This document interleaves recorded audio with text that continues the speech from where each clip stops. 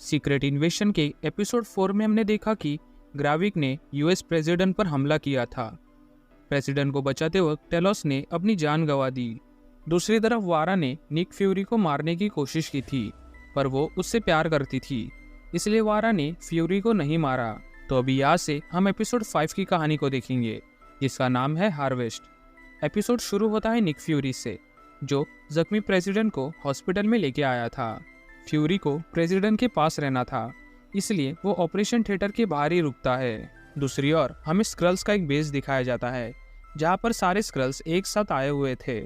यहाँ पर ग्राविक भी था, जो सबको चिल्ला रहा था, क्योंकि उनका प्रेसिडेंट को मारने का मिशन फेल हो गया था। यहीं पर एक आदमी था जो ग्राविक का राइट हैंड है, और वो ग्राविक पर ही चिल्ला रहा था, क्योंकि ग्राविक ने फ्यूरी को मारने का मौका गंवा दिया। ग्राविक इससे गुस्सा होकर सबके सामने अपने ही खास आदमी को मार देता है। इस स्क्रल का नाम पैगन था, जो हमेशा से ही ग्राविक के साथ रहकर उसे सपोर्ट करता था, पर आज ग्राविक ने ही पैगन को मार दिया। इसके बाद ग्राविक स्क्रल रोडी को फोन करता है और उसे आगे का प्लान बताता है। अब स्क्रल रोडी को प्रेसिडेंट को सच बताना है कि उन पे हमला स्क्रल ने ही किया था, जिन्हें रशिया के लोगों ने ऑर्डर दिया है। स्क्रल रोडी प्रेसिडेंट से मिलने हॉस्पिटल जाता है, जहाँ पहले से ही निक फ्यूरी मौजूद था। निक उसे अंदर जाने से रोकता है, क्योंकि उसे पता था कि रोडी भी एक स्क्रल है और वो प्रेसिडेंट को नुकसान पहुंचा सकता है।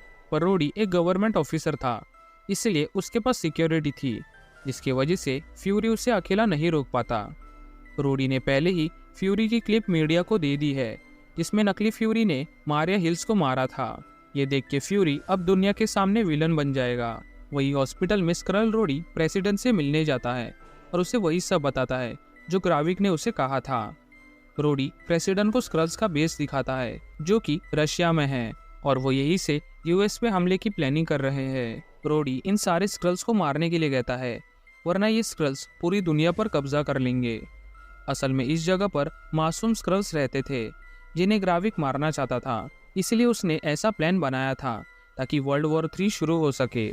इसके बाद हम सोनिया को देखते हैं, जो कि अपने ही ऑफिस में छुपे एक स्क्रल का पता लगाती है। सोनिया ऐसे ही कुछ साइंटिस्ट के पास जाती है, जिन्होंने सुपर स्क्रल्स बनाने की मशीन को बनाया था।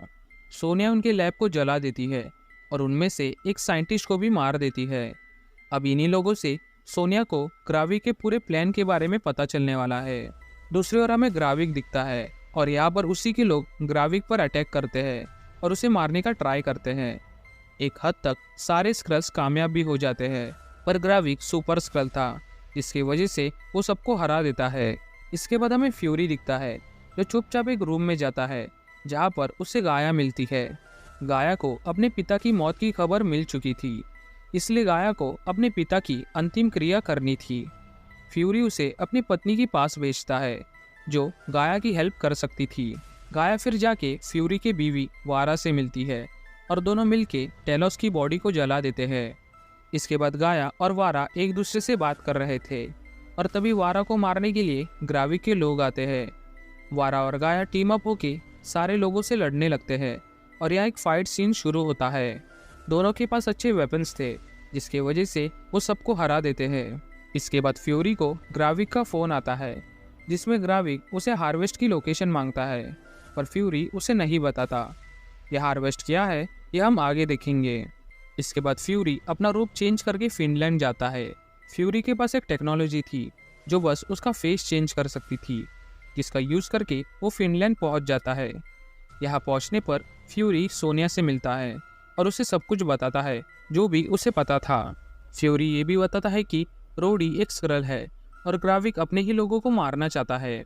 दोनों फिर ग्राविक का प्लान डिस्कस करते हैं, जहाँ फ्यूरी बताता है कि ग्राविक ये सब कुछ हार्वेस्ट की वजह से कर रहा है।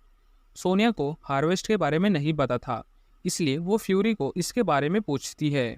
फ्यूरी बताता है कि एंड गेम की लड़ाई के वक्त सारे सुपर हीरोज ने अपना खून बहाया, और तभी फ्यूरी को उनका डीएनए कलेक्ट करने का आइडिया आया। फ्यूरी को पता था कि हर बार एवेंजर्स इस धरती को बचाने मौजूद नहीं रहेंगे, इसलिए फ्यूरी ने पहले ही सबके डीएनए को कलेक्ट किया था।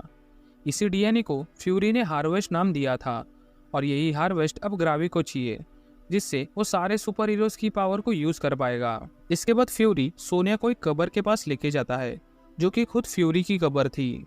फ्यूरी एक एजेंट है, इसलिए वो दुनिया के लिए मर गया है, इसलिए पूरी दुनिया में उसकी बहुत सारी कबर बनी हुई है।